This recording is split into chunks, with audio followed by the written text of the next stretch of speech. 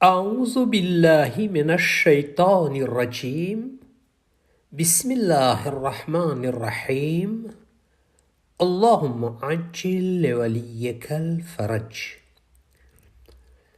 हज़रत अमीरुल मोमिनीन अली इब्न अबी तालिब अलैहिस्सलातु वस्सलाम नहजुल बलागाની અંદર હિકમત નંબર 186માં ઇરશાદ ફરમાવે છે કે જુલ્મની શરૂઆત કરનાર કયામતના દિવસે પછતાઈને પોતાના હાથને દાંતથી કરડશે. ઇમામ અલી અલૈહિસ્સલામના આ કલામ કુરઆને મજીદ સૂરે ફુરકાન આયત નંબર 72થી લેવામાં આવ્યો છે, જેમાં છે કે તે દિવસે ઝાલિમ અફસોસના લીધે પોતાના હાથોને કરડતો હશે અને કહેશે કે કાશ રસૂલ સલ્લલ્લાહુનો રસ્તો અપનાવ્યો હોત. આમાં પોતાના હાથને કરડવાનો અર્થ એ થાય છે કે તે બહુ જ પછતાશે અને જેના લીધે પોતાના ચહેરા અને શરીર ઉપર હાથ મારશે અને પછતાવો પોતે જે બીજા ઉપર જુલમ કર્યો છે તેના લીધે હશે. જો તેના સામેવાળો જુલ્મનો જવાબ આપે તો તે જુલ્મ નથી, પરંતુ ખ્યાલ રાખવાનો કે ઝાલિમ કરતાં વધવું ન જોઈએ, નહીં તો ઝાલિમ બની જશે.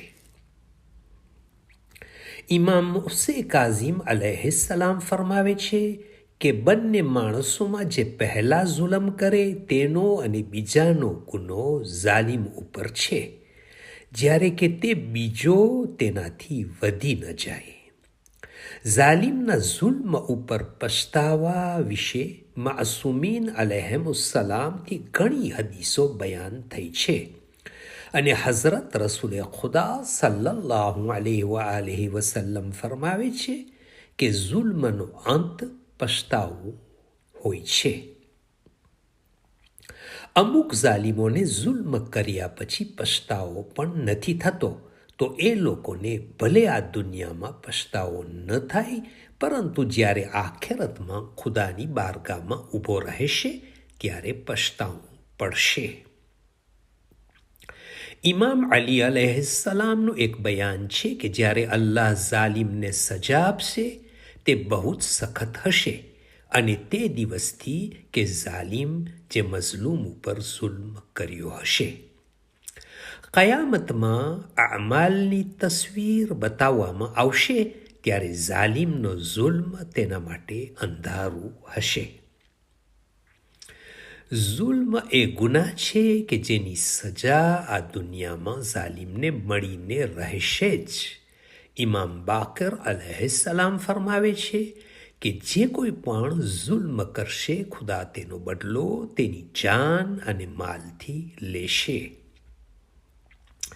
નબી અકરમ સલ્લલ્લાહુની આ હદીસથી ખતમ કરવામાં આવે છે કે જે વસ્તુનો બહુ જ જલ્દી સવાબ મળે છે તે બીજાઓ સાથે નેકી કરવું છે, અને જે કામથી જલ્દી સજા મળે છે તે બીજાઓ ઉપર જુલમ કરવો છે. અલ્લાહુમ્મા સલ્લી અલા મુહમ્મદિન વ આલિ મુહમ્મદ વ અજ્જિલ ફરજહુમ. From Fountain of Ahlul Bayt alayhimus salam.